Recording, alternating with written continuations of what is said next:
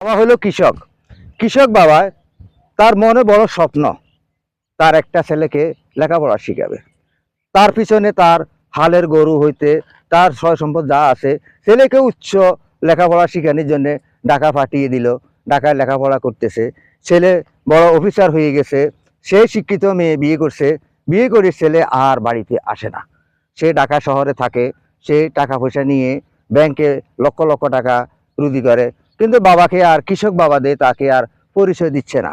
বউ কিন্তু, ছেলের বউও কিন্তু শাশুড়ি এবং কি শ্বশুরকে এই এই স্বীকৃতি দিচ্ছে না, মানে তারা কৃষক দেয়, তাদের গায়ের মাঝে কালো জামা দেয়। এই কারণে তাই তো ছেলে লক্ষ লক্ষ টাকা কামাই করে কিন্তু ব্যাংকে রাখে, আর মাঝে মাঝে বাবার খবর নেয়, বাবা আমার কোথায় আছে, মা আমার কোথায় আছে। তো মাঝে মাঝে মানুষের মুখে শুনে যে তোমার বাবা মা তো সব কিছু হারিয়ে এখন পথে পথে ভিক্ষা করে।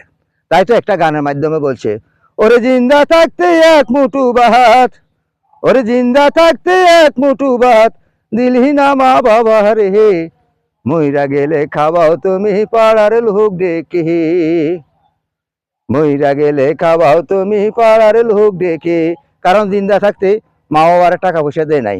মা বাবা যখন মারা গেছে তখন বাড়িতে আসলো, আইসা অন্য পাড়ার লোক সকলকে ডাইকা সে বড় ধরনের একটা আয়োজন করলো, মানে খাওয়াইলো মানুষের। কিন্তু মা বাবা জিন্দা থাকতে তাদের মুখে এক মুঠো ভাতও উঠে দেয় নাই। ওরে জিন্দা থাকতে এক মুঠো ভাত দিলি না মা বাবা রে, মইরা গেলে খাওয়াও তুমি পাড়ার লোক ডেকে, মইরা গেলে খাওয়াও তুমি পাড়ার লোক ডেকে। ওরে লক্ষ টাকা কামাই করে রাখো ব্যাংকে বড়ি, মা বাবা তোর ভিক্ষা করে মানুষের বাড়ি। ওরে লক্ষ টাকা কামাই করে রাখো ব্যাংকে বড়ি, মা বাবা তোর ভিক্ষা করে মানুষের বাড়ি। বউয়ের হাতে সোনার বালা, ওরে বউয়ের হাতে সোনার বালা, মায় পিন্দে চিরা শাড়ি, মইরা গেলে কাবাস রে তুই পাড়ার লোক ডাকি, ওরে মইরা গেলে কাবাস রে তুই পাড়ার লোক ডাকি।